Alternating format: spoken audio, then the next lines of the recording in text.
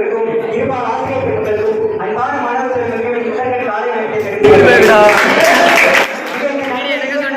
ஒரே விஷயம் உங்களை சில பேருக்கு தோணலாம், நான் இதுக்கு படிக்கணும், என்கிட்ட திறமை இருக்கு, என்கிட்ட பணம் இருக்கு, அப்புறம் ஏன் நான் படிக்கணும் அப்படின்னு. அப்படி நினைக்கிறவங்களுக்கு சின்னதா ஒரே தத்துவம்னு சொல்றேன். இப்போ ஒரு பிரியாணி பண்றோம்னு வைங்களேன், அந்த பிரியாணியில கறி இருக்கு, காரம் இருக்கு, காய்கறி இருக்கு, எல்லாமே இருக்கு. ஆனா அந்த பிரியாணியில உப்பு இல்ல அப்படின்னா நம்மளால சாப்பிட முடியுமா? எப்படி ஒரு உணவுக்கு உப்பு ரொம்ப அவசியமோ அதே மாதிரி நம்ம லைஃப்ல கல்விங்கிறது ரொம்ப அவசியம்.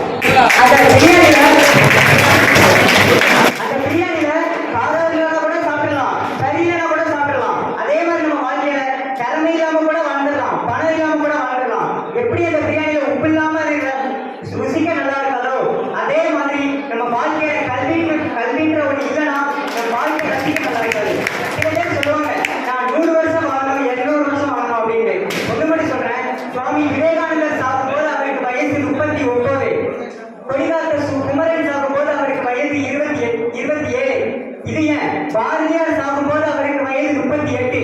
இவர்கள் அனைவரும் சிறு வயதில் இருந்த தலைவர்கள் என்றாலும் சிறு குழந்தைக்கு கூட இவர்களை பற்றி தெரியும் என்றால் அதுதான் இவர்கள் தேவையான இந்த பூமியில் நாம் எத்தனை வருடம் வாழ்ந்தோம் என்பது முக்கியமல்ல, எப்படி வாழ்ந்தோம் என்பதே முக்கியம்.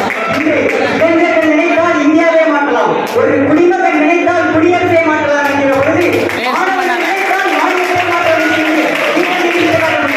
நீங்கள் அனைவரும் இழந்தோம், இருந்தோம், சென்றோம் என்று வாழ்வதை விட பிறந்தோம், வென்றோம், சென்றோம் என்று வாழ வேண்டும். அப்துல் கலாம் கூறிய ஒரு வார்த்தை ஒன்றை நினைவு செய்கிறேன். உங்களது வாழ்க்கை முயற்சிகள் தவறலாம், வெற்றி பெற மீண்டும் முயற்சிக்க தவறாதீர்கள்.